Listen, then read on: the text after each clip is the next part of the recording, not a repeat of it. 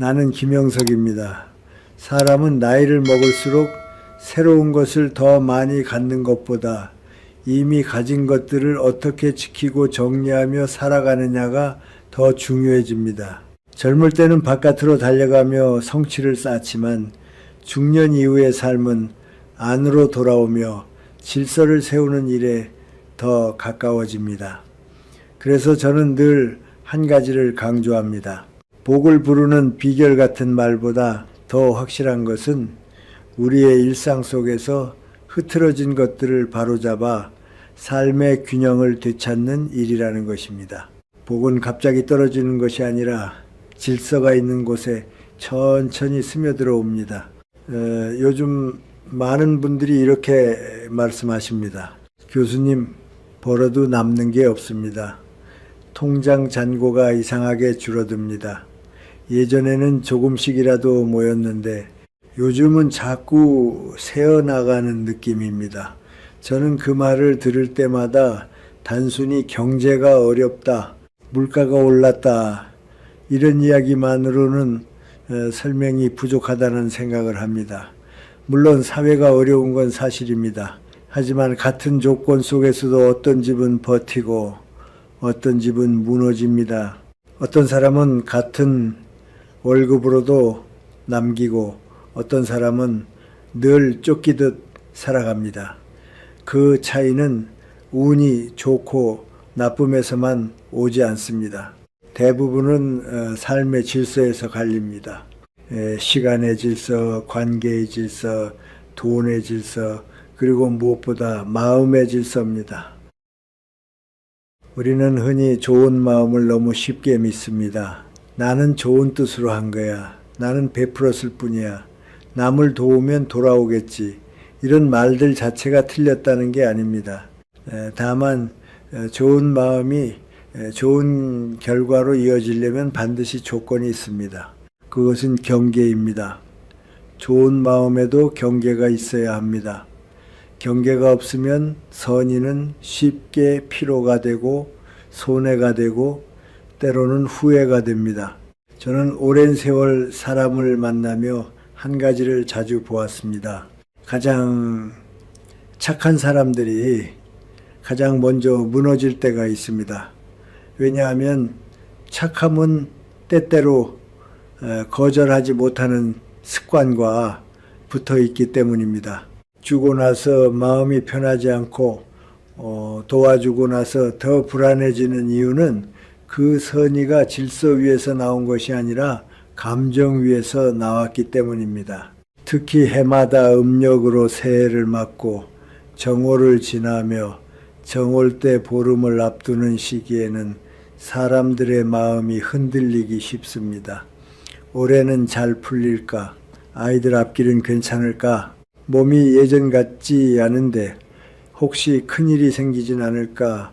이런 불안이 마음 한쪽에 자리 잡습니다.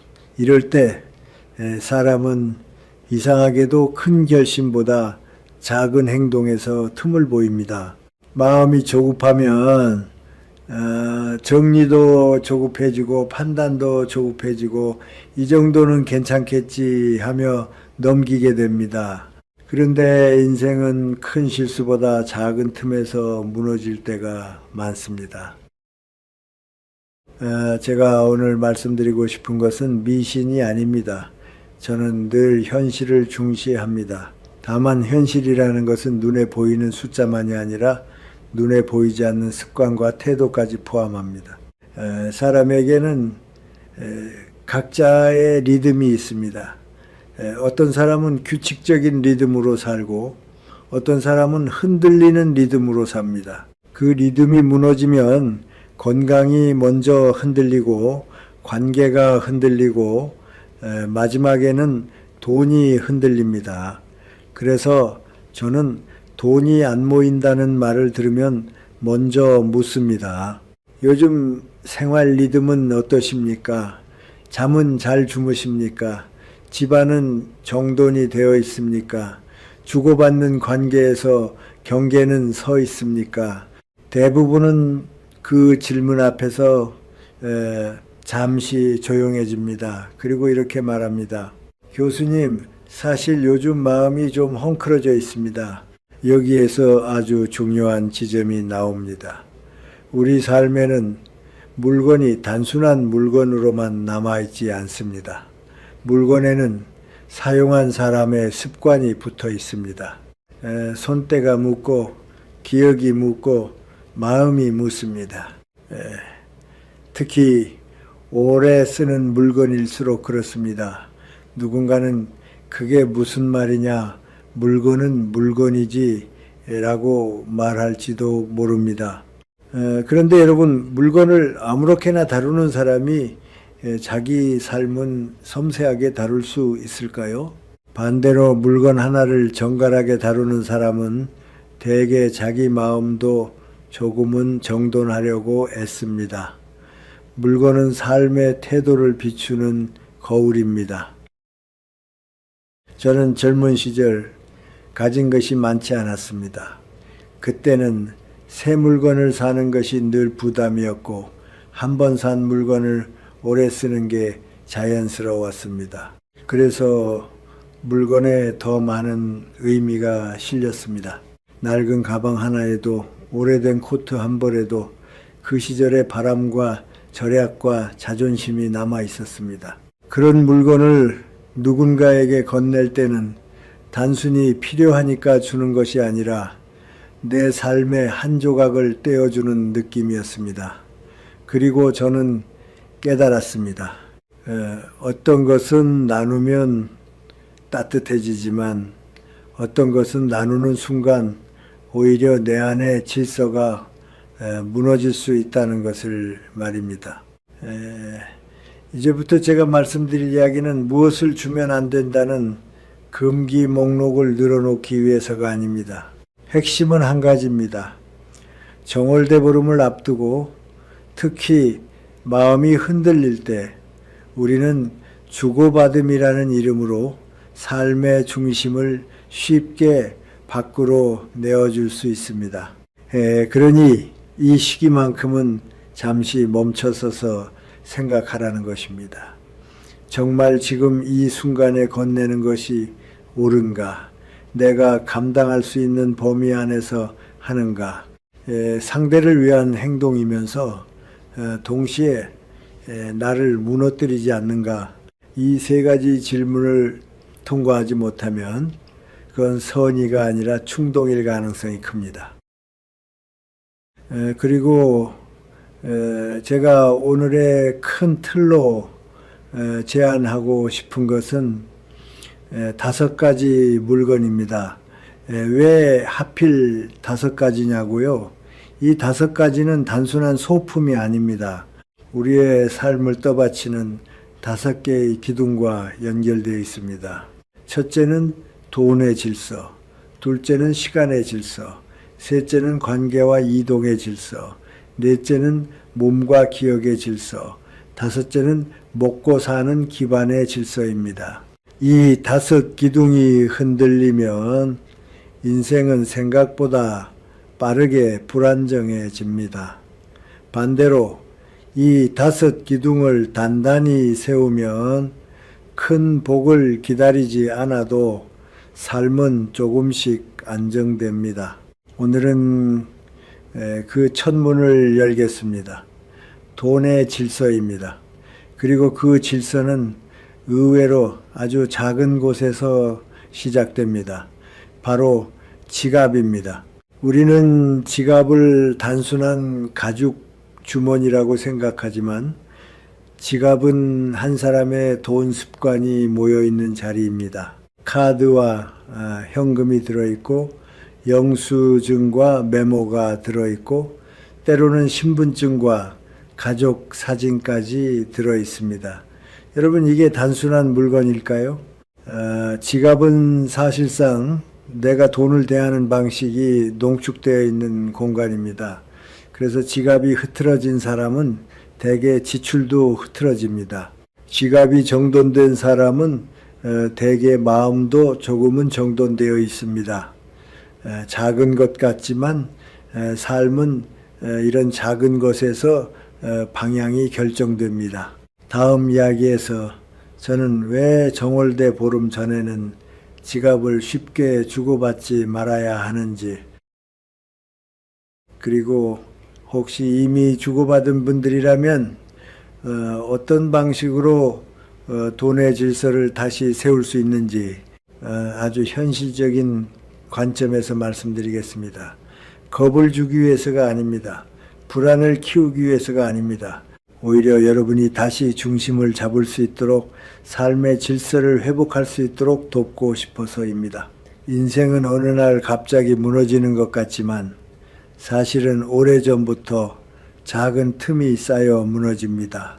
그러니 오늘 그 틈을 하나씩 막아봅시다. 정월대 보름 전까지 단 하나만 기억하십시오. 복을 구걸하기보다 질서를 세우는 사람이 결국 편안해집니다. 다음에서 첫 번째 물건 지갑부터 차분히 짚어보겠습니다. 지갑 이야기를 하려고 하면 어떤 분들은 웃으십니다. 교수님, 요즘 누가 지갑을 그렇게 중요하게 생각합니까? 카드 하나면 다 되는데요. 맞습니다. 결제 방식은 바뀌었습니다. 하지만 저는 오히려 그래서 지갑이 더 중요해졌다고 봅니다. 손에 잡히는 현금이 줄어들수록 돈은 더 빨리 빠져나갑니다. 빠져나가는 속도가 빨라질수록 우리는 돈이 어디로 사라졌는지를 더 모르게 됩니다. 지갑은 단순한 가죽이 아니라 돈을 대하는 태도를 담아두는 작은 방입니다. 그 방이 어지러우면 마음도 어지러워지고 마음이 어지러우면 지출도 어지러워집니다. 제가 오랫동안 사람들을 만나며 확인한 사실이 있습니다. 돈이 안 모입니다라고 말하는 분들의 공통점이 하나 있습니다. 큰 투자 실패나 한 번에 큰 사고만 있는 게 아니라 대부분은 작은 새는 구멍이 여러 개 있다는 것입니다. 그 구멍은 대개 생활의 무질서에서 시작됩니다. 지갑 속 영수증이 쌓이고 카드가 여기저기 흩어지고 어느 카드로 무엇을 결제했는지 기억이 흐려지고 이번 달만 하며 예외를 늘리다 보면은 예외가 규칙이 됩니다. 그리고 규칙이 무너진 자리에는 불안이 들어옵니다. 불안이 들어오면은 사람은 더 쉽게 소비합니다. 마음을 달래기 위해서, 스트레스를 덜기 위해서, 누군가에게 미안한 마음을 씻기 위해서, 혹은 내가 아직 괜찮다는 걸 확인하기 위해서 소비를 합니다. 이렇게 되면은 돈은 필요해서 쓰는 것이 아니라 감정을 처리하기 위해 쓰는 것이 됩니다. 돈이 감정의 하수구가 되면은 모일 수가 없습니다. 정월대 보름을 앞두고 제가 지갑 이야기를 꺼내는 이유는 단순합니다. 이 시기는 새해를 어떻게 살 것인가라는 마음의 결심이 아직 살아있는 때입니다. 사람은 결심이 살아있을 때 작은 습관을 바꾸기 쉽습니다. 그리고 작은 습관이 바뀌면은 큰 흐름이 달라집니다. 저는 운이라는 말을 아주 조심스럽게 씁니다. 하지만 운이 좋아진다는 말을 현실적으로 해석하면은 결국 나에게 유리한 선택을 더 많이 하게 된다는 뜻입니다. 유리한 선택은 대단한 결단에서만 나오지 않습니다. 매일 손에 쥐는 지갑 하나를 정돈하는 것에서 시작됩니다. 그러면 왜 정월대 보름 전에는 지갑을 쉽게 주고받지 말라는 말이 나오는 걸까요? 저는 이걸 미신으로만 보지 않습니다. 우리 삶의 구조로 봅니다. 지갑은 돈과 직접 닿아 있는 물건입니다. 돈은 숫자이지만 동시에 심리입니다. 우리가 돈을 다루는 방식은 곧 우리가 삶을 다루는 방식과 닮아 있습니다. 어떤 분은 돈을 대할 때 늘 조심스럽습니다. 작은 지출도 기록하고 남에게 빚지는 걸 꺼리고 약속을 지키려 합니다. 그런 분의 지갑에는 절제라는 습관이 들어 있습니다. 반대로 어떤 분은 돈을 대할 때 늘 급합니다. 계산을 미루고 정리를 나중으로 미루고 이 정도쯤 하며 경계를 풀어버립니다. 그런 분의 지갑에는 느슨함이 들어 있습니다. 지갑을 남에게 주는 행위는 단순히 물건을 건네는 것이 아니라 내가 가진 돈의 습관을 함께 건네는 일이 될 수 있습니다. 그래서 이 시기에는 더욱 신중해야 한다는 것입니다. 또 한 가지 중요한 점이 있습니다. 지갑을 선물하거나 오래 쓰던 지갑을 누군가에게 주는 행위에는 종종 감정이 붙어 있습니다. 부모가 자식에게 주거나 가까운 사람에게 주는 경우가 많습니다. 그때 마음은 따뜻합니다. 하지만 감정이 강한 선물일수록 책임감도 같이 따라옵니다. 내가 줬으니 저 사람도 잘 됐으면 좋겠다. 내가 줬으니 내가 더 도와야 하나. 이런 마음이 생깁니다. 그리고 그 마음은 때때로 금전적 결정을 흐립니다. 자식이 아빠 엄마 하며 부탁할 때 우리는 지갑을 준 순간부터 더 약해집니다. 거절이 어려워집니다. 결국 지갑을 준 것이 돈길을 연 것이 아니라 오히려 돈이 빠져나갈 구멍을 넓히는 시작이 되기도 합니다. 이것은 풍수의 문제가 아니라 인간 심리의 문제입니다. 그래서 저는 이렇게 정리해드리고 싶습니다. 정월대 보름 전까지는 지갑을 누군가에게 주는 일보다 내 지갑을 바로 세우는 일을 먼저 하십시오. 지갑을 선물하고 싶다면 며칠만 미루십시오. 선물은 도망가지 않습니다.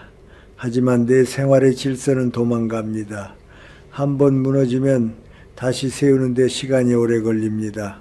그럼 이미 지갑을 줬던 분들은 어떻게 해야 할까요?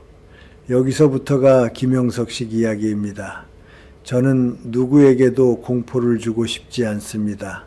이미 지나간 일을 붙잡고 자신을 탓하게 만들고 싶지도 않습니다. 중요한 것은 지금부터 무엇을 할 것인가입니다. 돌려받을 수 있다면 돌려받는 것이 가장 간단합니다. 굳이 운명 같은 말을 하지 않아도 됩니다.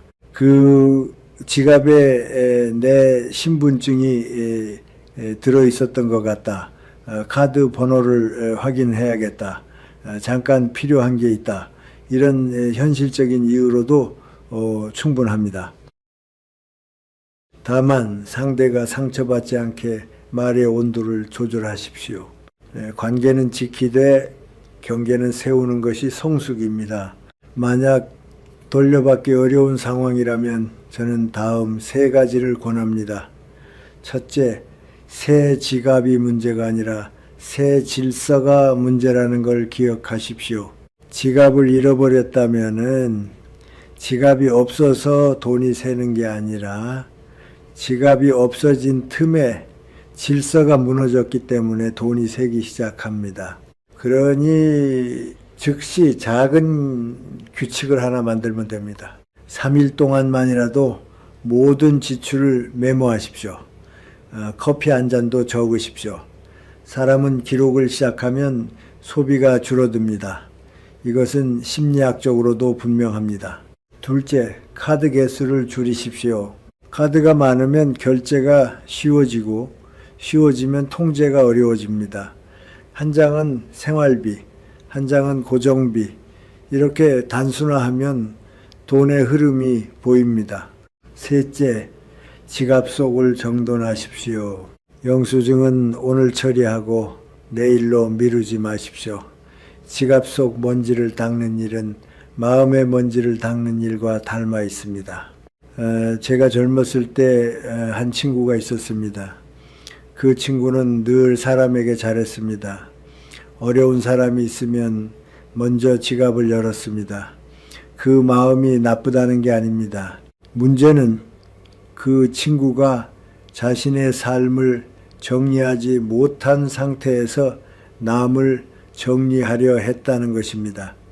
결국 어느 날 친구가 제게 말했습니다.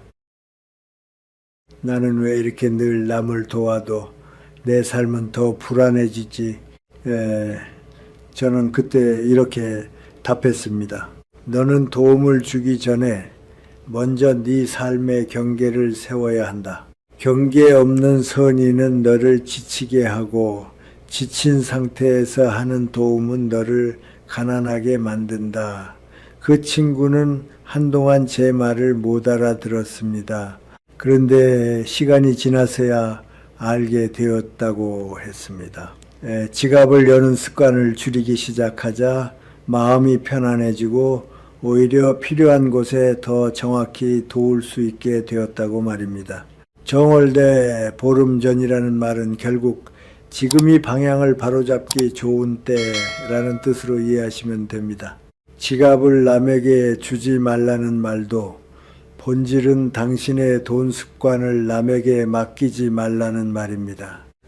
특히 가까운 사람일수록 더 그렇습니다. 가족에게는 사랑이 필요하지만 동시에 질서도 필요합니다. 사랑만 있고 질서가 없으면 그 집은 오래 버티기 어렵습니다. 반대로 질서가 있는 사랑은 오래 갑니다. 그리고 그 오래감 속에서 진짜 복이 들어옵니다. 오늘은 첫 번째 기둥, 돈의 질서 중에서도 가장 작은 시작점인 지갑을 이야기했습니다. 다음에는 두 번째 기둥, 시간의 질서로 넘어가겠습니다. 시간은 돈보다 더 귀한 자산입니다. 그리고 우리가 시간을 어떻게 다루느냐가 건강과 마음의 안정까지 결정합니다. 그 시간의 상징처럼 보이는 물건이 바로 시계입니다. 시간 이야기를 하면 많은 분들이 이렇게 말합니다. 교수님, 시간은 누구에게나 똑같이 주어지지 않습니까? 맞습니다. 하루는 누구에게나 24시간입니다. 그런데 이상하지요. 같은 24시간을 살아도 어떤 사람은 점점 가벼워지고 어떤 사람은 점점 무거워집니다. 어떤 사람은 나이가 들수록 마음이 단단해지고 어떤 사람은 나이가 들수록 마음이 쉽게 부서집니다. 저는 그 차이가 결국 시간을 대하는 태도에서 비롯된다고 생각합니다. 돈은 잃어도 다시 벌 수 있지만 시간은 한번 지나가면 되돌릴 수 없습니다. 그러니 시간은 단순한 자원이 아니라 삶 그 자체입니다. 정월대 보름을 앞둔 시기에 사람들이 유난히 불안해지는 이유도 여기에 있습니다. 새해가 시작되면 우리는 마음속으로 시간을 새로 그립니다. 올해는 이렇게 살아야지, 이제는 건강을 챙겨야지, 관계를 정리해야지 다짐은 늘 있습니다. 그런데 며칠이 지나면 일상은 다시 우리를 끌고 갑니다. 잠은 늦어지고 밥은 대충 먹고 걷기는 미뤄지고 마음은 바빠집니다. 그 바쁨이 사실은 일이 많아서라기보다 리듬이 무너져서 생기는 경우가 많습니다. 리듬이 무너지면 작은 일이 크게 느껴지고 크게 느껴지면 더 급해지고 급해지면 실수를 합니다. 그리고 실수는 대개 건강과 관계를 먼저 흔듭니다. 이런 이야기를 왜 하느냐 하면은 오늘 우리가 다룰 두 번째 물건이 바로 시계이기 때문입니다. 시계는 시간을 재는 물건입니다. 그러나 더 정확히 말하면 시계는 내가 시간을 어떻게 살아왔는지를 상기시키는 물건입니다. 저는 시계를 단순한 장식이나 선물로만 보지 않습니다. 특히 오랫동안 손목에 차고 다닌 시계는 더욱 그렇습니다. 그 시계는 여러분과 함께 출근했고, 여러분과 함께 병원에 갔고, 여러분과 함께 장례식장에도 갔을 수 있습니다. 기쁜 날에도 자고 있었고 슬픈 날에도 자고 있었겠지요.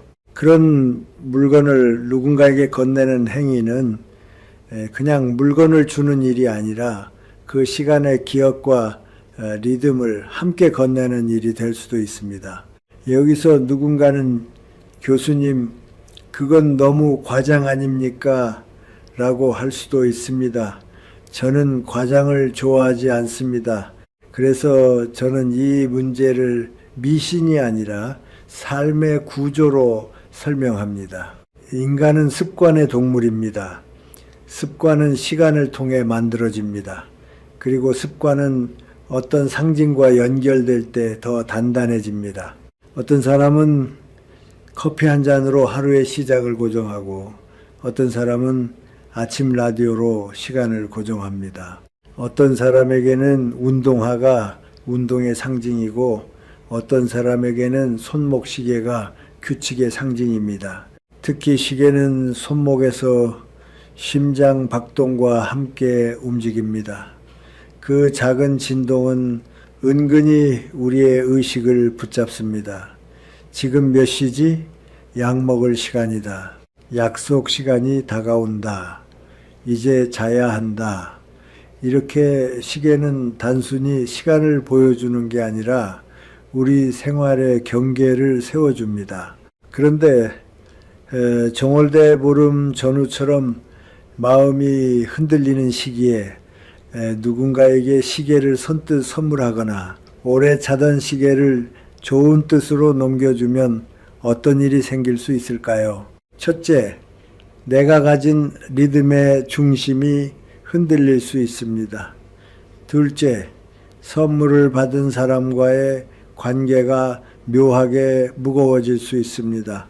시계는 그저 비싼 물건이 아니라 내 시간이 묻어있는 물건처럼 느껴지기 때문입니다. 저는 실제로 선물을 받고 부담을 느끼는 분들을 많이 보았습니다.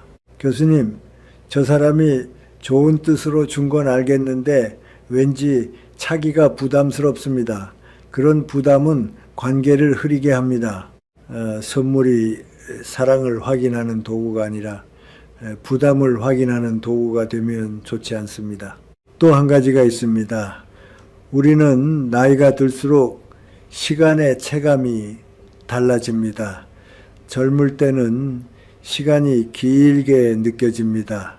하지만 어느 순간부터 1년이 너무 빨리 갑니다. 그때 사람은 두 가지 반응을 보입니다. 하나는 더 열심히 살아야지 하며 자신을 몰아붙이는 반응이고, 다른 하나는 이제 늦었어 하며 자신을 포기하는 반응입니다. 둘 다 위험합니다. 몰아붙이면 몸이 상하고 포기하면 마음이 상합니다. 그래서 제가 권하는 길은 리듬을 회복하는 길입니다. 큰 목표보다 작은 규칙입니다. 하루 10분이라도 걷기, 밤 11시 전에 불 끄기, 아침에 물 한 잔 마시기, 이런 작은 규칙이 시간의 질서를 바로 세웁니다. 제가 젊은 시절에 한번 크게 깨달은 일이 있습니다. 어느 날 아주 바쁘게 살던 시기에 제가 몸을 혹사시키며 강연과 집필을 이어가던 때였습니다. 그때 저는 조금만 더 하며 제 시간을 계속 당겼었습니다. 그런데 어느 순간부터 글이 잘 안 써지고 사람을 만나도 마음이 딴 데가 있고 잠을 자도 피로가 풀리지 않았습니다. 그때 누군가가 제게 물었습니다. 선생님, 지금 선생님 시간은 누구의 시간입니까? 저는 그 질문 앞에서 말문이 막혔습니다.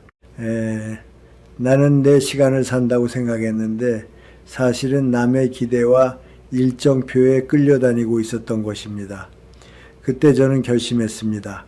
내 시간을 다시 내 손으로 가져오자. 그리고 아주 단순한 일을 시작했습니다. 매일 같은 시간에 자고 같은 시간에 일어나고 하루에 한 번은 아무 약속도 잡지 않는 시간을 만들었습니다. 그 작은 변화가 제 건강과 마음을 되돌려 주었습니다. 그 경험은 제게 시간은 관리가 아니라 존중이라는 결론을 줬습니다. 그래서 저는 시계를 이야기할 때 시계를 주면 안 된다는 금기만 말하고 싶지 않습니다. 핵심은 이겁니다. 정월대 보름 전이라는 시기는 마음이 조급해지기 쉬운 시기이니 이때만큼은 특히 내 시간의 경계를 지키라는 것입니다. 선물은 줄 수 있지만 내 리듬을 건드리는 선물은 조금 미루는 것이 좋습니다. 시계를 선물하고 싶다면 대보름 이후로 미루십시오. 며칠 미룬다고 사랑이 줄어들지 않습니다. 오히려 그 며칠이 여러분의 삶을 더 안정시키는 계기가 될 수 있습니다. 만약 이미 시계를 주고받았다면 저는 아주 현실적인 해결을 제안합니다. 첫째, 시계를 주었다고 해서 운명이 결정되는 게 아닙니다.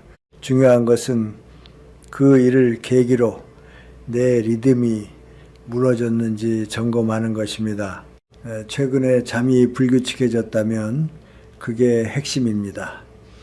둘째, 생활을 3일만 바로 세우십시오.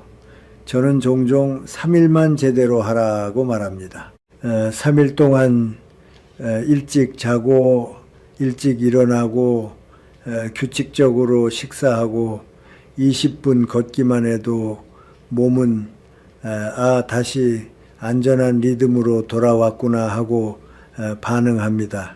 셋째, 선물로 받은 시계를 차는 것이 부담스럽다면 죄책감을 가질 필요가 없습니다. 감사의 마음은 마음으로 충분합니다. 고맙습니다 라고 말하고 필요하다면 특별한 날에만 착용해도 됩니다.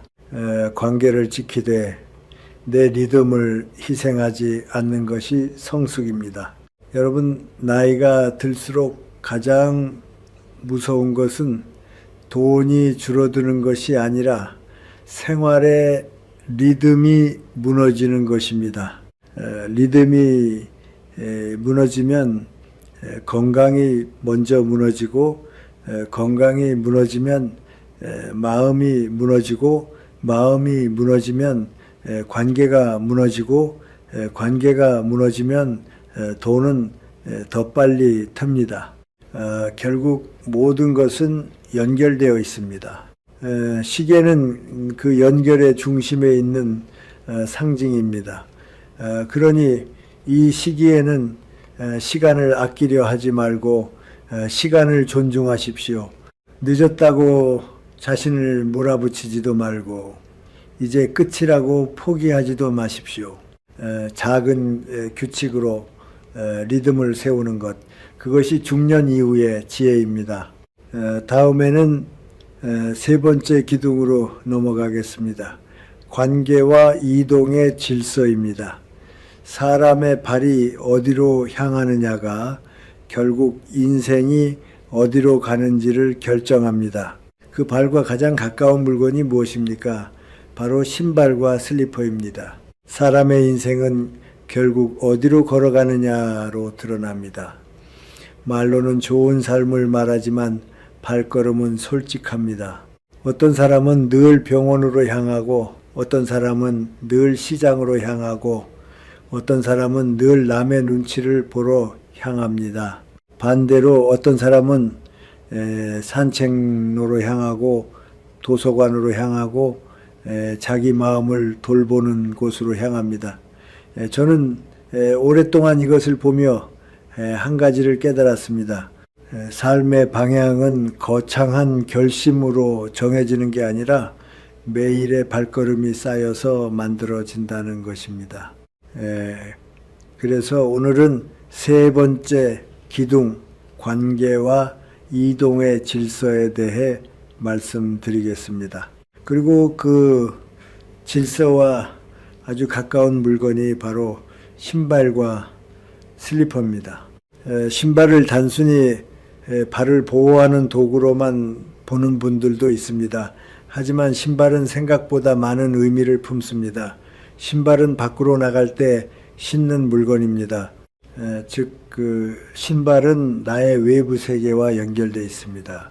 어느 회사에 가는지, 어느 사람을 만나러 가는지, 어느 길을 선택하는지, 그 모든 것이 신발을 통해 시작됩니다. 그래서 신발을 주고받는 행위는 단순한 선물 이상의 감정을 만들어내기도 합니다. 특히 정월대 보름을 앞두고 마음이 예민해지는 시기에는 작은 상징이 관계를 흔드는 경우가 더 많습니다. 우리 어르신들 중에는 신발 선물은 이별을 부른다는 말을 기억하는 분들이 많습니다. 저는 그런 말을 그대로 믿으라고 권하지 않습니다. 다만 그 말이 오랫동안 살아남았다는 사실을 중요하게 봅니다. 왜냐하면 오랜 세월의 문화는 대개 생활 경험에서 나온 것이기 때문입니다. 사람들은 실제로 신발을 주고받은 뒤에 관계가 불편해지거나 마음이 멀어지는 경험을 겪었을 수 있습니다. 그게 반드시 물건의 힘 때문이라고 말하고 싶지는 않습니다. 하지만 선물이라는 것은 상징이 되고, 상징은 마음을 움직입니다. 마음이 움직이면 관계가 바뀝니다. 그러니 이 시기에는 조심하자는 것입니다. 저는 관계를 이야기할 때 늘 경계를 강조합니다. 관계를 지키는 사람은 경계를 세울 줄 아는 사람입니다. 경계가 없는 관계는 처음에는 따뜻해 보이지만 시간이 지나면 피곤해집니다. 특히 가족 관계에서 그렇습니다. 부모는 자식을 사랑합니다. 그래서 자식이 원하는 것을 주고 싶어 합니다. 하지만 어느 순간부터 주었다는 사실이 기대로 바뀌면은 관계는 무거워집니다. 자식도 부담을 느끼고 부모도 서운함을 느낍니다. 신발 선물은 그런 흐름을 더 빠르게 만들기도 합니다. 왜냐하면 신발은 이제 너는 밖으로 나가라는 메시지처럼 받아들여질 수 있기 때문입니다.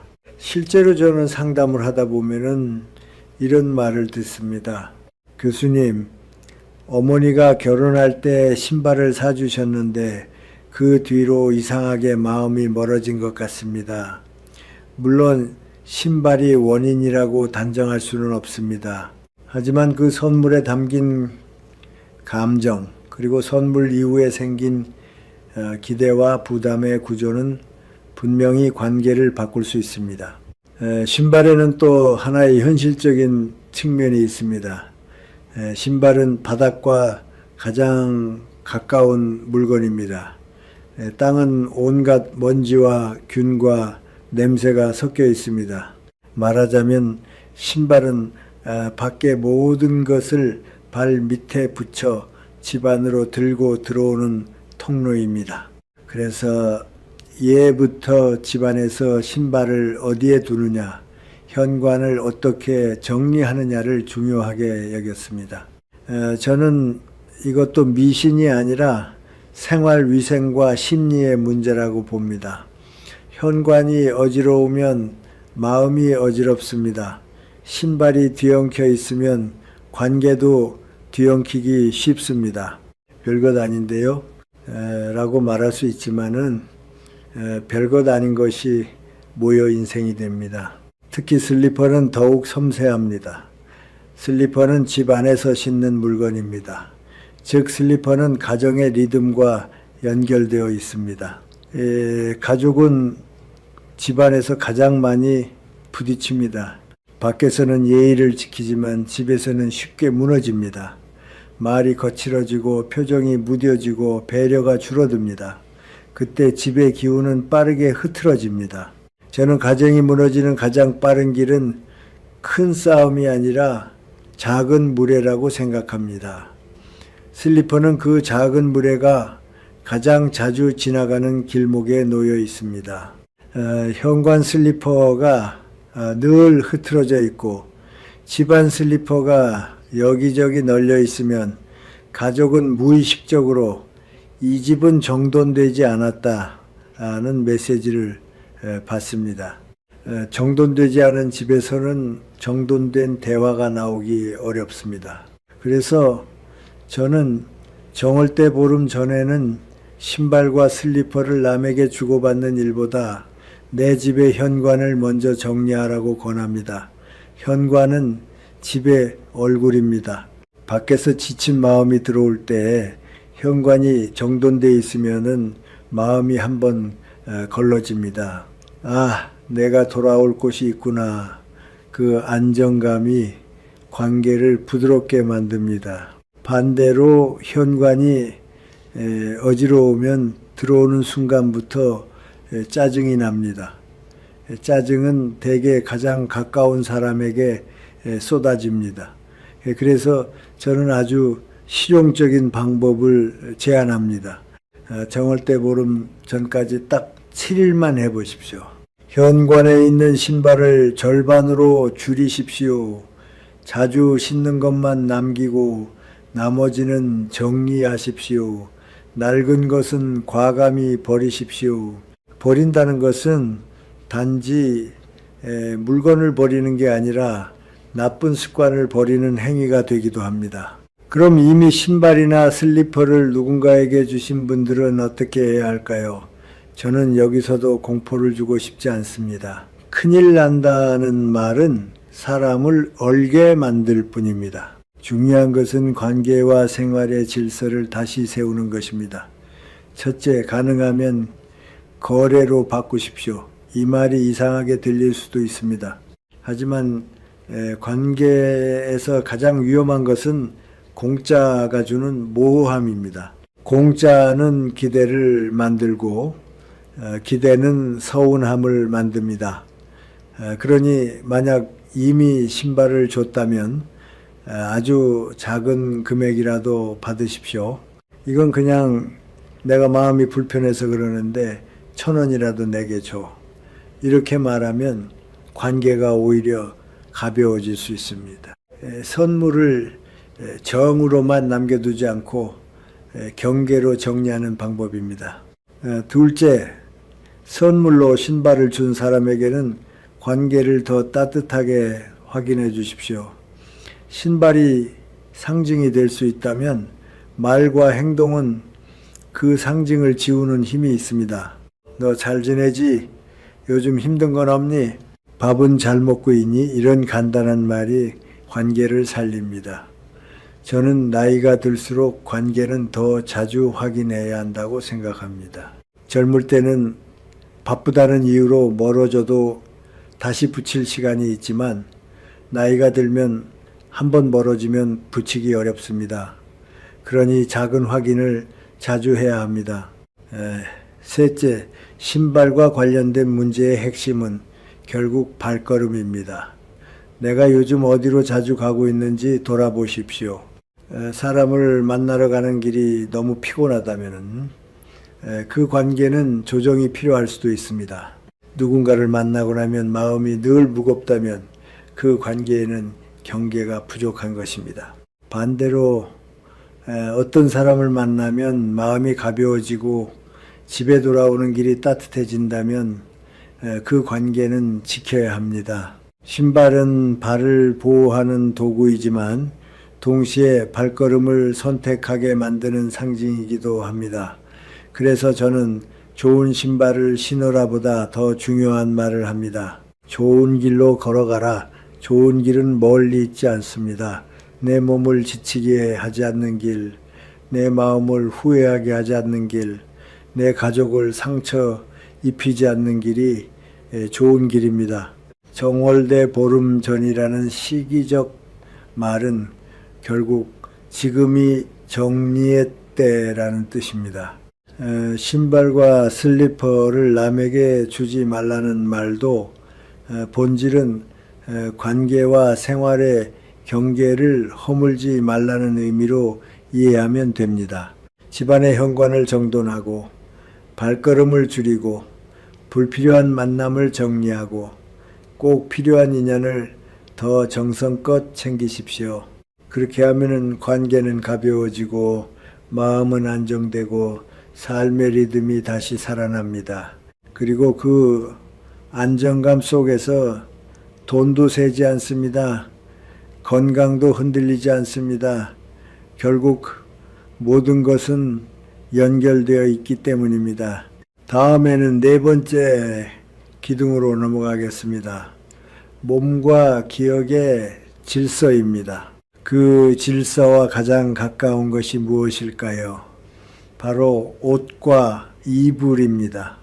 몸에 직접 닿는 물건은 생각보다 깊게 우리의 상태를 반영합니다. 왜 어떤 옷은 입으면 마음이 가벼워지고 어떤 옷은 입으면 이상하게 기운이 빠지는지, 그리고 왜 정월대 보름 전에는 헌 옷을 함부로 주고받지 말라는 말이 나오는지 다음에서 차분히 이야기해 보겠습니다. 옷과 이불 이야기를 하면은 어떤 분들은 이렇게 말합니다. 교수님, 옷은 그냥 입는 거고 이불은 그냥 덮는 건데요. 그게 무슨 큰 의미가 있습니까? 저는 그 말이 이해가 됩니다. 우리는 너무 많은 물건 속에서 살고 너무 빨리 바꾸고 너무 쉽게 버립니다. 그러니 하나하나에 의미를 붙이는 일이 어색할 수도 있습니다. 하지만 나이가 들수록 사람은 다시 단순한 진실로 돌아옵니다. 몸에 직접 닿는 것들이 결국 마음을 움직인다는 진실입니다. 옷과 이불은 가장 오래, 가장 가까이 우리의 몸을 감싸는 물건입니다. 그래서 저는 옷과 이불을 단순한 생활용품이 아니라 몸과 기억의 질서라고 부릅니다. 우리는 기억을 머리로만 한다고 생각하지만은 사실 기억은 몸에도 남습니다. 어떤 노래를 들으면 어린 시절이 떠오르고 어떤 냄새를 맡으면 오래전 사람이 생각나지 않습니까? 옷은 냄새를 품습니다. 이 촉감은 감정을 품습니다. 색은 기분을 바꿉니다. 특히 오래 입은 옷일수록, 오래 덮은 이불일수록 그 영향이 큽니다. 사람은 말로는 잊었다고 하지만은 몸은 잊지 못합니다. 그래서 어떤 옷을 입으면은 괜히 마음이 무거워지고 어떤 이불을 덮으면은 잠이 얕아지는 일이 생깁니다. 이것을 굳이 미신으로 설명할 필요는 없습니다. 우리의 뇌와 몸이 그 기억을 다시 불러오기 때문입니다. 정월대 보름 전후의 시기에 옷과 이불을 조심하라는 말이 나오는 것도 저는 이렇게 해석합니다. 새해를 맞는다는 것은 결국 새 리듬을 만들겠다는 뜻입니다. 그런데 새 리듬은 큰 결심으로 만들어지지 않습니다. 몸이 먼저 반응해야 합니다. 몸이 상쾌해야 마음이 밝아지고 마음이 밝아야 행동이 정돈됩니다. 그런데 옷과 이불은 몸의 감각을 좌우합니다. 몸에 닿는 것이 불편하고 눅눅하고 오래된 감정이 붙어 있으면 몸은 무의식적으로 움츠러듭니다. 움츠러들면 행동이 줄어듭니다. 행동이 줄어들면은 삶이 좁아집니다. 삶이 좁아지면은 불안이 커집니다. 불안이 커지면 사람은 더 쉽게 흔들립니다.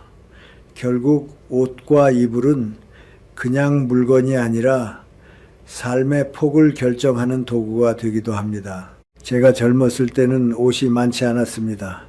코트 하나를 몇 년씩 입고 셔츠도 몇 벌 안 되니 잘 빨아 입어야 했습니다. 그 시절에는 옷이 단순한 멋이 아니라 내가 어떻게 살아왔는지의 기록이었습니다. 겨울에 얇은 옷을 껴입고도 견뎌야 했던 날들, 돈이 없어서 새 옷을 못 사던 때 그래도 품위를 잃지 않으려고 다림질을 하던 밤들, 그런 기억이 옷에 붙어 있었습니다. 그런데 나이가 들고 나서 저는 오히려 옷을 더 조심하게 되었습니다. 옷이 단지 과거의 흔적이 아니라 앞으로의 삶을 바꾸는 출발점이 될 수 있다는 걸 알았기 때문입니다. 그래서 저는 중년 이후의 삶에서 옷과 이불을 정리하는 것을 아주 중요한 일로 봅니다. 단지 집이 넓어지기 때문이 아닙니다. 마음이 넓어지기 때문입니다. 옷장을 열었을 때 오래된 옷이 산처럼 쌓여 있으면 사람은 무의식적으로 미뤄둔 삶을 마주합니다. 버려야 할 것을 붙잡고 있는 자신의 습관을 보게 됩니다. 그때 마음이 무거워집니다. 반대로 옷장이 단정하면 마음도 단정해집니다. 나는 필요한 만큼만 가진다는 감각은 삶을 편안하게 만듭니다. 특히 정월대 보름 전에는 이 정리가 더 효과가 큽니다. 새해의 결심이 아직 살아있기 때문입니다. 그렇다면 왜 헌옷을 함부로 주지 말라는 말이 생겼을까요? 저는 이것을 도덕과 연결해 설명하고 싶습니다. 좋은 마음으로 헌옷을 주는 분들이 많습니다. 버리기 아까워서, 누군가에게 도움이 되면 좋겠어서, 그 마음은 귀합니다. 하지만 여기에도 질서가 필요합니다. 이 헌옷을 줄 때 우리는 종종 이렇게 생각합니다. 나는 좋은 일을 했다. 그런데 받는 사람은 어떨까요? 정말 필요한 사람이라면 고마울 수 있습니다. 하지만 때때로 헌옷은 상대에게 부담이 됩니다. 입기 싫은데 거절하기 어렵다. 입으면 내 것이 아닌 삶을 입는 것 같다. 이런 감정이 생깁니다. 그리고 관계는 그 부담만큼 미묘해집니다. 즉, 헌옷을 주는 행위가 선의로 끝나지 않고 관계의 무게로 남는 경우가 있습니다. 저는 그것을 여러 번 보았습니다. 그래서 저는 주지 말라가 아니라 주는 방식을 바꾸라고 말합니다. 가장 안전한 방식은 불특정 다수에게 흐르게 하는 것입니다. 즉, 공식적인 수거함이나 기부처로 보내는 것입니다. 그러면 그 옷은 특정 관계에 얽히지 않습니다. 받는 사람도 누구의 옷을 입는 부담이 줄어듭니다. 주는 사람도 내가 준 옷이 어떻게 쓰일까라는 집착에서 벗어납니다. 마음이 가벼워집니다. 마음이 가벼워지면은 행동이 쉬워집니다. 이것이 정리의 힘입니다. 그럼 이미 헌옷을 누군가에게 주신 분들은 어떻게 해야 할까요? 저는 이렇게 말씀드리고 싶습니다. 이미 한 일을 붙잡고 두려워하지 마십시오. 중요한 것은 다시 몸의 감각을 새로 만드는 것입니다. 저는 늘 작은 처방을 좋아합니다. 큰 의식보다 작은 실천이 사람을 살립니다. 첫째, 새 옷을 하나 마련하십시오. 비싸지 않아도 됩니다. 중요한 것은 새로움입니다. 새 옷은 단지 천조각이 아니라 나는 다시 시작할 수 있다는 신호입니다. 둘째, 그 옷을 하루 종일 입어보십시오. 몸이 느끼는 감각이 달라집니다. 셋째, 그날 밤 잠자리도 정리하십시오. 이불 커버를 바꾸고 베개를 털고 방을 환기시키십시오. 이 세 가지를 하면 사람은 이상하게도 마음이 가벼워집니다. 별것 아닌데 왜 이렇게 개운하지? 그 개운함이 바로 몸과 기억의 질서가 조금 회복된 신호입니다. 이불은 더 중요합니다. 우리는 하루 중 가장 무방비한 시간을 이불 안에서 보냅니다. 잠은 의식이 약해지는 시간입니다. 그때 몸은 가장 민감하게 주변 환경을 받아들입니다. 오래된 이불이 반드시 나쁘다는 뜻이 아닙니다.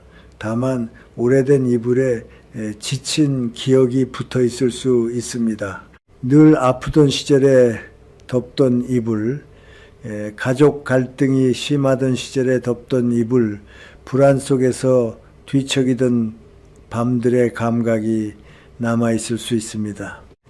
그래서 저는 가능하면 정월대 보름 전에는 잠자리를 한번 새롭게 정리해 보라고 권합니다. 새 이불을 사지 못해도 됩니다. 세탁하고 햇볕에 말리고 방을 환기시키는 것만으로도 충분합니다. 빛과 공기는 마음을 살립니다. 또 하나, 저는 이런 말을 덧붙이고 싶습니다. 남의 옷을 함부로 입지 마십시오. 이것은 미신이라기보다 자기 삶의 주인이 되라는 말입니다. 남의 옷을 입는다는 것은 때로 남의 기준을 입는 것입니다. 남의 삶의 온도를 입는 것입니다. 특히 중년 이후에는 자기 기준이 더 중요합니다. 젊을 때는 이것저것 경험하며 흔들려도 되지만 나이가 들수록 기준이 없으면 마음이 지칩니다. 그러니 옷을 입을 때도 이 옷이 나를 편안하게 하는가, 나를 당당하게 하는가를 보십시오. 그게 결국 삶을 정돈하는 기준이 됩니다. 정월대 보름 전이라는 시기적 표현은 결국 새해 몸을 만들라는 권유로 이해하시면 됩니다. 옷과 이불은 몸을 만들고, 몸은 마음을 만들고, 마음은 관계와 돈의 흐름까지 좌우합니다. 그러니 이 시기에는 무엇을 더 얻으려 하지 말고 무엇을 덜어내고 정돈하려고 하십시오. 헌옷을 누군가에게 주어 착한 사람이 되려 하기보다 내 삶의 질서를 바로 세워 평안한 사람이 되십시오. 평안은 복의 문입니다. 평안한 사람에게는 좋은 일이 조금씩 찾아옵니다. 다음에는 마지막 5번째 기둥으로 넘어가겠습니다. 먹고 사는 기반의 질서입니다. 그 기반을 가장 직접적으로 상징하는 물건이 무엇일까요? 바로 그릇과 수저입니다. 밥을 담는 그릇, 입에 닿는 수저는 단순한 도구가 아니라 한 집의 생활 리듬과 식복을 드러내는 자리입니다. 그릇과 수저 이야기를 하면 많은 분들이 처음에는 고개를 갸웃하십니다. 교수님, 밥그릇이 무슨 운을 좌우합니까? 요즘은 배달도 시켜 먹고 일회용도 쓰는데요. 맞습니다. 시대는 바뀌었습니다. 하지만 저는 오히려 그런 변화 속에서 그릇의 의미가 더 또렷해졌다고 봅니다. 왜냐하면 그릇과 수저는 단순히 음식을 담는 도구가 아니라 한 사람과 한 가정이 먹고 사는 리듬을 어떻게 지키고 있는지 보여주는 지표이기 때문입니다. 삶이 흔들릴 때 가장 먼저 흔들리는 것이 식사입니다. 밥을 대충 먹기 시작하고 식탁이 사라지고 부엌이 어지러워지고 씻지 않은 그릇이 쌓입니다. 그때부터 마음도 조금씩 헝클어집니다. 그리고 마음이 헝클어지면 돈도 헝클어집니다. 저는 이것을 수없이 보았습니다. 우리는 흔히 재물운을 돈의 크기로만 생각합니다. 그러나 진짜 재물운은 돈의 크기가 아니라 지속성입니다. 한 달 반짝 벌었다가 사라지는 돈이 아니라 적게 벌어도 꾸준히 남는 돈이 진짜 힘입니다. 그 지속성을 만드는 것은 화려한 투자 기술이 아니라 생활의 바닥을 얼마나 단단히 지키느냐에 달려 있습니다. 그 바닥이 무엇입니까? 먹고 자고 씻고 정리하는 일입니다. 그 중에서도 먹는 일은 가장 직접적입니다. 몸은 음식으로 만들어지고 마음은 식사의 리듬으로 안정됩니다. 그러니 그릇과 수저는 단순한 물건이 아니라 생활의 바닥을 붙잡는 손잡이 같은 것입니다. 저는 젊은 시절에 배가 고팠던 기억이 있습니다. 그때는 밥 한 그릇이 단순한 탄수화물이 아니라 오늘을 버티게 해주는 힘이었습니다. 밥 한 숟갈을 뜨면서 내가 아직 살아있구나 하고 느꼈습니다. 그래서 저는 지금도 식사를 함부로 대하는 것을 좋아하지 않습니다. 특히 중년 이후에는 더 그렇습니다. 젊을 때는 몸이 버텨줍니다. 하지만 나이가 들수록 몸은 정직합니다. 밥을 대충 먹으면 소화가 먼저 무너지고, 소화가 무너지면 잠이 무너지고, 잠이 무너지면 마음이 무너집니다. 마음이 무너지면 사람은 불안해지고, 불안해지면 돈을 함부로 쓰게 됩니다. 결국 그릇 하나 숟가락 하나가 별것 아닌 것 같지만 그것이 시작점이 되어 삶의 흐름이 달라지는 것입니다. 정월대 보름 전후에 그릇과 수저를 함부로 주고받지 말라는 말이 나오는 이유도 저는 이렇게 이해합니다. 새해 초입은 생활이 재정렬되는 시기입니다. 이때 중요한 것은 새로 얻는 것이 아니라 새로 세우는 것입니다. 부엌은 그 집의 심장입니다. 부엌이 정돈되면 집은 살아있고, 부엌이 무너지면 집은 힘을 잃습니다. 그릇과 수저는 부엌의 중심입니다. 그 중심을 흔들어 버리면 생활의 리듬도 흔들리기 쉽습니다. 그러니 이 시기에는 더 조심하라는 메시지가 담겨 있다고 봅니다. 또 한 가지가 있습니다. 그릇은 가정의 기억을 담습니다. 어떤 집은 가족이 함께 먹던 밥그릇이 있습니다. 그 그릇에는 대화가 담겼고 웃음이 담겼고 때로는 눈물도 담겼습니다. 우리는 기억을 말로만 하는 게 아니라 이런 일상의 사물로도 합니다.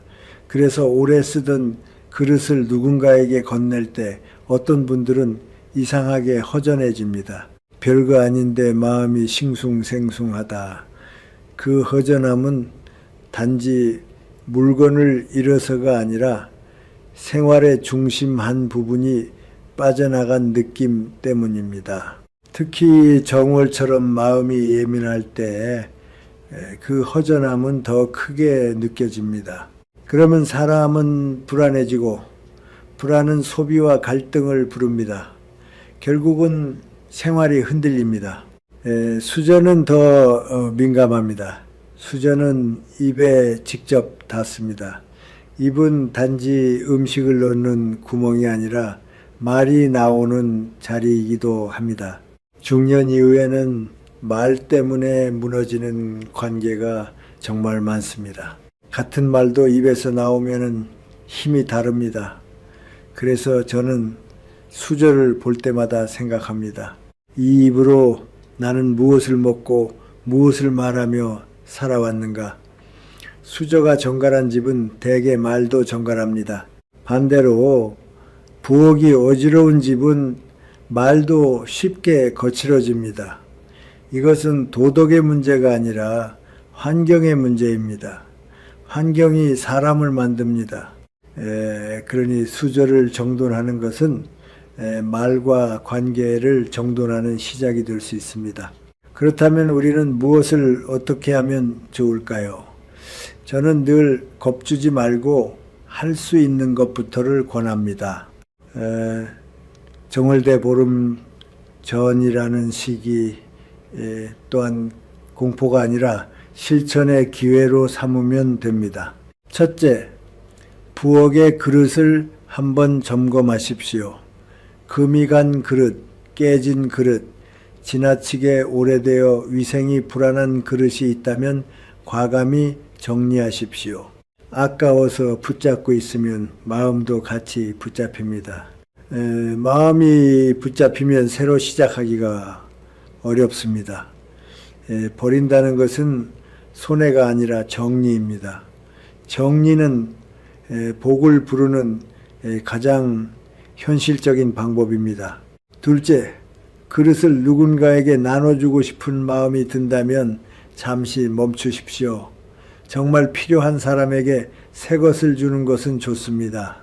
하지만 내가 오래 쓰던 그릇을 아깝다 하는 이유로 가까운 사람에게 넘기는 것은 관계를 무겁게 만들 수 있습니다. 선물이 관계를 가볍게 해야 하는데 때로는 부담이 됩니다. 그러니 이 시기에는 기왕이면 공식적인 방식으로 정리하십시오. 필요한 곳에 기부하거나 재활용과 폐기를 적절히 하십시오. 관계를 중심에 두지 말고 질서를 중심에 두는 것이 더 안전합니다. 셋째, 만약 이미 그릇이나 수저를 누군가에게 주었고 마음이 찜찜하다면 저는 아주 간단한 실천을 권합니다. 3일의 식사를 바르게 해보십시오. 새 그릇이든 기존 그릇이든 상관없습니다. 다만 하나를 정해 3일 동안 식사를 정돈해 보십시오. 밥을 천천히 먹고 씹는 횟수를 늘리고 식사 중에는 휴대폰을 내려놓고 식탁을 닦고 설거지를 미루지 마십시오. 이것은 의식이 아니라 생활 훈련입니다. 3일만 해도 몸이 달라지고 마음이 안정됩니다. 마음이 안정되면 돈과 관계도 덜 흔들립니다. 그 불안의 고리를 끊는 가장 좋은 방법이 밥을 바르게 먹는 것이라는 사실을 많은 분들이 모르십니다. 제가 평생 교육 현장에서 지켜본 것이 있습니다. 큰일을 해낸 사람들은 대개 생활이 단정합니다. 생활이 단정한 사람들은 크게 요란하지 않습니다. 그들은 밥을 제때 먹고 책상을 정리하고 시간을 지키고 약속을 지킵니다. 남들이 보기에는 너무 평범합니다. 그런데 그 평범함이 쌓여 큰 힘이 됩니다. 그 힘이 결국 복처럼 보이는 결과를 만들어냅니다. 저는 운을 믿기보다 습관을 믿습니다. 그리고 습관은 부엌에서 시작됩니다. 또 한 가지 덧붙이고 싶은 말이 있습니다. 중년 이후에는 함께 먹는 밥이 줄어듭니다. 아이들은 커서 각자 먹고 부부도 시간이 어긋나고 혼자 사는 분들도 많습니다. 그러다 보면은 그릇과 수저는 점점 대충 다루어집니다. 그런데 사람은 대충 먹기 시작하면 대충 살기 시작합니다. 대충 말하고 대충 만나고 대충 결정합니다. 그러면 인생이 쉽게 흐트러집니다. 그러니 혼자 드시는 분일수록 더 정성스럽게 한 끼를 차리십시오. 반찬이 많을 필요 없습니다. 밥 한 공기, 국 한 그릇, 김치 한 접시여도 좋습니다. 중요한 것은 나는 내 삶을 소중히 다룬다는 태도입니다. 그 태도가 돌아서 결국 건강을 지키고 마음을 지키고 돈을 지키고 관계를 지킵니다. 정월대 보름 전이라는 말은 결국 새해 생활을 다시 세우라는 초대입니다. 지갑으로 돈의 질서를 세우고 시계로 시간의 질서를 세우고 신발로 관계의 질서를 세우고 옷과 이불로 몸과 기억의 질서를 세웠다면 마지막으로 그릇과 수저로 먹고 사는 기반의 질서를 세우는 것입니다. 이 5가지가 단단해지면 사람은 흔들려도 무너지지 않습니다. 불안이 와도 휩쓸리지 않습니다. 그때 비로소 복이라는 말이 사치가 아니라 현실이 됩니다. 복은 하늘에서 떨어지기보다 생활의 바닥에서 올라옵니다. 지금까지 우리는 5가지 물건을 통해 5가지 질서를 이야기했습니다. 지갑은 돈의 질서, 시계는 시간의 질서, 신발과 슬리퍼는 관계와 이동의 질서, 옷과 이불은 몸과 기억의 질서, 그리고 그릇과 수저는 먹고 사는 기반의 질서였습니다. 저는 이 5가지를 운을 좌우하는 물건이라고 말하고 싶지 않습니다. 대신 삶을 바로 세우는 손잡이라고 부르고 싶습니다. 사람은 큰 결심을 오래 유지하지 못합니다. 하지만 손에 잡히는 작은 손잡이를 붙들면 삶은 조금씩 바뀝니다.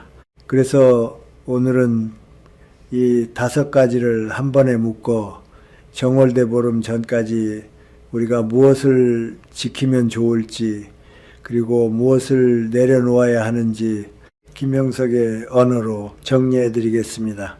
먼저 저는 여러분께 질문을 하나 드리고 싶습니다. 요즘 당신의 삶은 무엇 때문에 흔들립니까? 돈입니까? 건강입니까? 관계입니까? 아니면 마음입니까? 많은 분들이 다 그렇습니다 라고 답하십니다. 맞습니다. 중년 이후의 불안은 하나만 오지 않습니다. 돈 걱정이 있으면 건강도 걱정이 되고, 건강이 걱정되면 미래가 걱정이 되고, 미래가 걱정되면 관계가 예민해집니다. 그래서 저는 중년 이후의 지혜는 문제를 한 번에 해결하는 기술이 아니라 흔들려도 무너지지 않는 구조를 만드는 일이라고 봅니다. 구조가 있으면 문제는 와도 견딜 수 있습니다. 구조가 없으면 작은 바람에도 넘어집니다. 정월대 보름 전이라는 시기는 그 구조를 세우기 좋은 때입니다. 사람의 마음이 아직 새로 시작하고 싶다는 쪽으로 기울어 있기 때문입니다. 하지만 여기에서 중요한 함정이 있습니다. 이 시기에는 마음이 들뜨기도 합니다. 그래서 어떤 분들은 갑자기 큰 결심을 합니다. 이번 달부터는 완전히 달라질 거야. 올해는 반드시 인생을 뒤집을 거야. 그런데 그 큰 결심이 며칠 지나면 꺼져버립니다. 왜냐하면 생활의 바닥이 그대로인데 마음만 앞서갔기 때문입니다. 그러니 저는 크게 바꾸지 말고 바닥부터 바꾸십시오라고 말씀드립니다. 바닥이 바뀌면 마음은 자연히 따라옵니다. 그 바닥을 만드는 첫 번째 원칙은 정리입니다. 정리는 단지 물건을 치우는 일이 아닙니다. 정리는 삶의 우선순위를 다시 세우는 일입니다. 예를 들어 지갑을 정리한다는 것은 나는 돈을 무심코 쓰지 않겠다는 선언입니다. 시계를 정리한다는 것은 나는 내 시간을 남에게 빼앗기지 않겠다는 선언입니다. 신발을 정리한다는 것은 나는 필요 없는 만남을 줄이겠다는 선언입니다. 옷과 이불을 정리한다는 것은 나는 내 몸을 함부로 대하지 않겠다는 선언입니다. 그릇과 수저를 정리한다는 것은 나는 내 삶의 기본을 지키겠다는 선언입니다. 정리는 곧 태도의 정돈입니다. 태도가 정돈되면은 운이 좋아 보이는 결과가 따라옵니다. 사실은 운이 아니라 선택이 달라진 것입니다. 두 번째 원칙은 경계입니다. 우리는 사랑이라는 이름으로 경계를 자주 무너뜨립니다.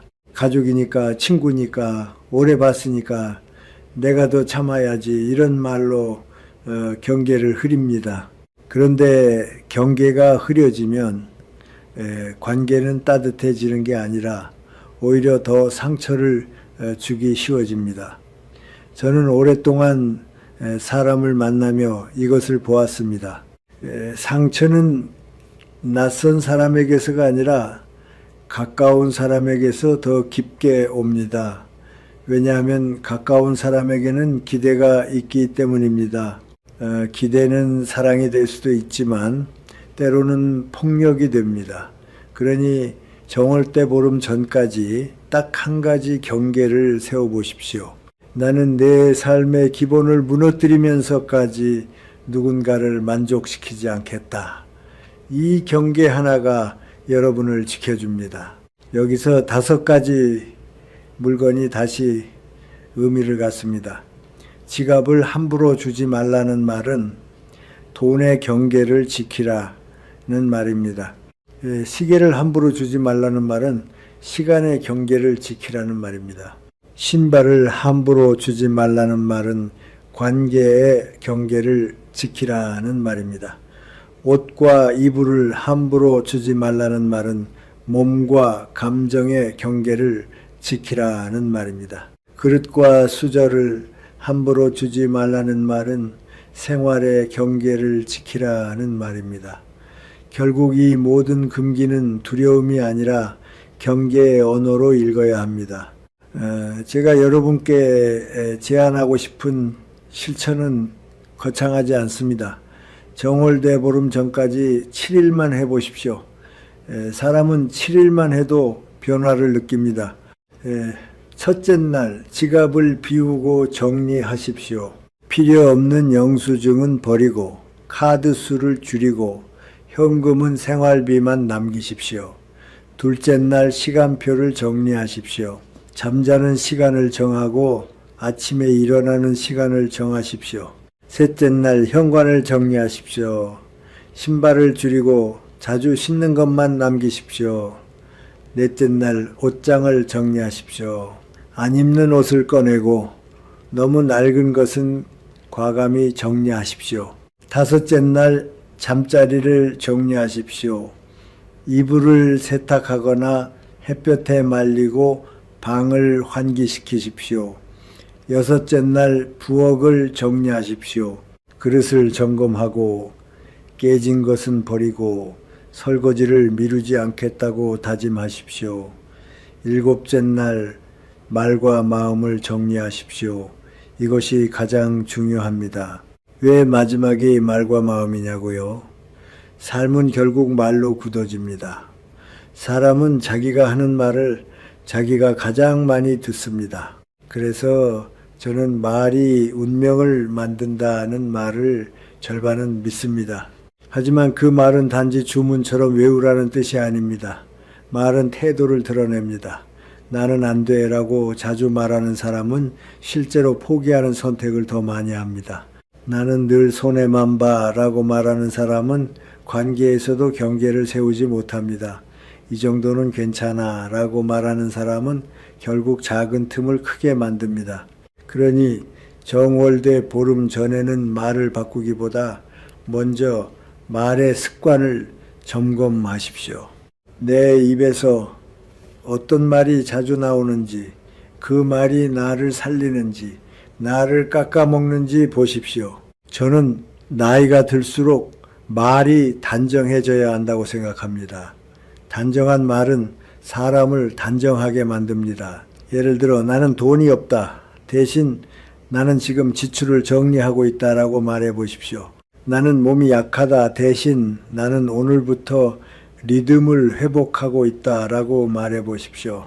나는 외롭다. 대신 나는 좋은 사람 한 명을 더 소중히 여기겠다라고 말해 보십시오. 이 말들은 단지 긍정이 아닙니다. 방향을 바꾸는 말입니다. 방향이 바뀌면은 발걸음이 바뀝니다. 발걸음이 바뀌면은 인생이 바뀝니다. 또 하나 중년 이후에는 나눔도 지혜가 필요합니다. 저는 나눔을 반대하지 않습니다. 하지만 나눔은 자기 삶이 무너지지 않는 선에서 해야 합니다. 나눔을 하다가 내 생활이 흔들리면 결국 원망이 생깁니다. 원망이 생기면 관계는 망가집니다. 그러니 정월대 보름 전까지는 특히 나눔의 속도를 늦추십시오. 주고 싶다면 며칠만 기다리십시오. 기다리는 동안 마음이 더 단단해지고 그 단단함 속에서 주면 나눔은 따뜻하게 남습니다. 급하게 주면 나눔은 불안으로 남습니다. 그 차이가 1년을 좌우합니다. 저는 그렇게 봅니다. 이제 여러분께 마지막으로 한 문장만 남기고 싶습니다. 정월대 보름 전까지 복을 부르려고 애쓰지 마십시오. 대신 질서를 세우십시오. 질서가 서면 복은 따라옵니다. 돈은 질서 있는 사람에게 남고, 건강은 리듬 있는 사람에게 남고, 관계는 경계 있는 사람에게 남고, 마음은 정돈된 사람에게 남습니다. 이것이 제가 긴 세월을 살아오며 얻은 결론입니다. 우리는 긴 이야기를 했습니다. 하지만 인생은 늘 마지막에 한 문장으로 정리됩니다. 그래서 나는 어떻게 살 것인가? 정월대보름 전이라는 시기 역시 마찬가지입니다. 거창한 비방을 찾고 특별한 방법을 붙잡으려 하기보다 오늘부터 내 삶의 중심을 다시 세우는 것이 가장 확실합니다. 저는 여러분께 운을 팔고 싶지 않습니다. 대신 여러분이 스스로를 지켜낼 수 있는 생활의 지혜를 드리고 싶습니다. 복은 밖에서 오는 것이 아니라 안에서 만들어집니다. 그 말은 결국 내가 내 삶을 어떻게 다루느냐가 모든 것을 결정한다는 뜻입니다. 지금까지 5가지 물건을 통해 5가지 질서를 이야기했습니다. 그런데 이 5가지가 결국 한 가지로 모입니다. 그것은 자기 삶의 주인이 되는 태도입니다. 지갑을 정돈하는 것은 돈의 주인이 되는 일이고, 시계를 정돈하는 것은 시간의 주인이 되는 일이며, 신발을 정돈하는 것은 관계의 주인이 되는 일이고, 옷과 이불을 정돈하는 것은 몸과 감정의 주인이 되는 일이며, 그릇과 수저를 정돈하는 것은 생활의 주인이 되는 일입니다. 주인이 된다는 것은 무엇입니까? 남 탓을 줄이고 미루는 습관을 줄이고 불안에 끌려가지 않는다는 뜻입니다. 그리고 무엇보다 내가 지킬 것을 지킨다는 뜻입니다. 저는 중년 이후의 삶에서 가장 큰 착각이 더 벌면 해결된다는 생각이라고 봅니다. 물론 돈은 필요합니다. 하지만 더 벌어도 새는 구멍이 그대로면 결국 남는 게 없습니다. 더 벌어도 시간의 질서가 무너지면은 몸이 무너지고, 몸이 무너지면은 돈은 병원비로 빠져나갑니다. 더 벌어도 관계의 경계가 없으면 사람에게 끌려다니고, 사람에게 끌려다니면 돈도 끌려다닙니다. 그러니 핵심은 더 많이가 아니라 덜 세게입니다. 그리고 덜 세게 만드는 힘은 대단한 기술이 아니라 생활의 질서입니다.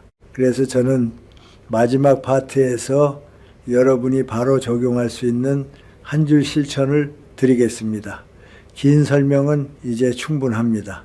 오늘부터는 아주 짧고 단단한 문장으로 삶을 붙잡아야 합니다. 저는 여러분이 정월대 보름 전까지 딱 3가지를 지키면 된다고 봅니다. 첫째 정리, 둘째 경계, 셋째 리듬. 이 3가지가 서면 나머지는 따라옵니다. 먼저 정리입니다. 정리는 마음의 청소입니다. 여러분이 오늘 집에 들어가시면 아주 작은 것 하나만 정리하십시오. 지갑 속 영수증 5장만 버려도 좋습니다. 현관에 뒤엉킨 신발 2켤레만 정돈해도 좋습니다. 옷장 속에서 안 입는 옷 한 벌만 꺼내도 좋습니다. 부엌 싱크대에 쌓인 그릇을 바로 씻어도 좋습니다. 중요한 것은 나는 내 삶을 방치하지 않는다는 태도를 매일 확인하는 것입니다. 정리는 결심이 아니라 습관입니다. 습관은 한 번에 바뀌지 않습니다. 하루에 작은 것 하나씩만 바꾸면 됩니다. 다음은 경계입니다. 경계는 차갑다는 뜻이 아닙니다. 경계는 오히려 관계를 오래가게 하는 따뜻함입니다. 우리는 가까운 사람에게 너무 쉽게 무너집니다. 특히 가족에게 그렇습니다. 자식이 부탁하면 마음이 약해지고, 배우자가 힘들어하면 다 내어주고 싶어집니다. 하지만 내 생활이 무너지면 결국 원망이 남습니다. 원망은 사랑을 갉아먹습니다. 그러니 정월대 보름 전까지는 이렇게 말할 수 있어야 합니다. 나는 당신을 사랑하지만 내 삶의 기본은 지키겠습니다. 이 한 문장이 여러분을 지켜줍니다. 지갑, 시계, 신발, 옷, 그릇, 이 모든 이야기의 핵심도 결국 경계를 지켜라 였습니다. 내가 지켜야 할 기본을 무너뜨리면서까지 주지 마십시오. 그것은 선의가 아니라 자기 파괴가 될 수 있습니다. 그리고 마지막은 리듬입니다. 리듬이 없는 삶은 불안합니다. 불안한 사람은 쉽게 흔들립니다. 흔들리는 사람은 쉽게 지갑을 열고 쉽게 화를 내고 쉽게 후회합니다. 그래서 저는 정월대 보름 전까지 리듬을 단단히 세우라고 권합니다. 리듬은 거창한 계획이 아니라 잠과 식사에서 시작됩니다. 오늘 밤부터 딱 한 가지를 지켜보십시오. 잠드는 시간을 고정한다. 밤 11시든 12시든 여러분이 정한 시간에 불을 끄고 누워보십시오. 그리고 아침에는 10분만이라도 햇빛을 보며 창문을 열어보십시오. 몸이 리듬을 찾으면 마음이 안정됩니다. 마음이 안정되면 불필요한 소비가 줄고 말이 부드러워지고 관계가 덜 깨집니다. 이것이 가장 현실적인 복입니다. 이제 5가지 물건을 다시 한 줄로 정리해 드리겠습니다. 지갑은 내 돈의 길을 남에게 맡기지 않는다. 시계는 내 시간을 남의 일정에 빼앗기지 않는다. 신발은 내 인연의 방향을 내가 선택한다. 옷과 이불은 내 몸을 지치게 하는 과거에 매달리지 않는다. 그릇과 수저는 내 생활의 바닥을 무너뜨리지 않는다. 이 5문장을 오늘 메모해 두십시오. 그리고 정월대 보름 전까지 하루에 한 번씩만 떠올리십시오. 떠올리는 것만으로도 행동이 달라집니다. 여러분은 이미 충분히 고생하셨습니다. 새벽부터 밤까지 일하시고 가족을 위해 희생하시고 남의 눈치도 많이 보셨습니다. 이제는 나를 지키는 삶을 배워야 합니다. 나를 지킨다는 것은 이기적이라는 뜻이 아닙니다. 나를 지키는 사람이 가족도 지킬 수 있고 나를 지키는 사람이 오래 도울 수 있습니다. 자신이 무너지면은 그 어떤 사랑도 오래 가지 못합니다. 저는 나이가 들수록 착한 사람보다 단단한 사람이 되어야 한다고 말합니다. 단단함은 차가움이 아니라 흔들리지 않는 따뜻함입니다. 마지막으로 제가 평생을 살며 자주 되뇌는 말이 있습니다. 인생은 결국 습관이 만든다. 운이 좋아 보이는 사람도 자세히 보면 습관이 좋습니다. 건강해 보이는 사람도 자세히 보면 리듬이 좋습니다. 관계가 편안해 보이는 사람도 자세히 보면 경계가 있습니다. 돈이 남는 사람도 자세히 보면 정리가 되어 있습니다. 여러분도 할 수 있습니다. 특별한 재능이 없어도 됩니다. 오늘부터 작은 정리 하나, 작은 경계 하나, 작은 리듬 하나만 세우면 됩니다. 그 작은 것들이 쌓이면 어느 날 여러분은 이렇게 말하게 될 겁니다. 이상하게 요즘은 마음이 편하다. 마음이 편하면 길이 보입니다. 길이 보이면 선택이 달라집니다. 선택이 달라지면 인생이 달라집니다. 정월대 보름 전까지 여러분은 복을 구하지 마십시오. 대신 삶의 질서를 세우십시오. 질서가 서는 순간 복은 이미 시작됩니다. 그리고 그 시작은 지금 이 순간 여러분의 손이 닿는 작은 물건 하나를 정돈하는 것에서부터입니다. 것에서부터입니다. 것에서부터입니다. 것에서부터입니다. 것에서부터입니다. 세서부터입니다. 세서부터입니다. 세서부터입니다. 세서부터입니다. 세서부터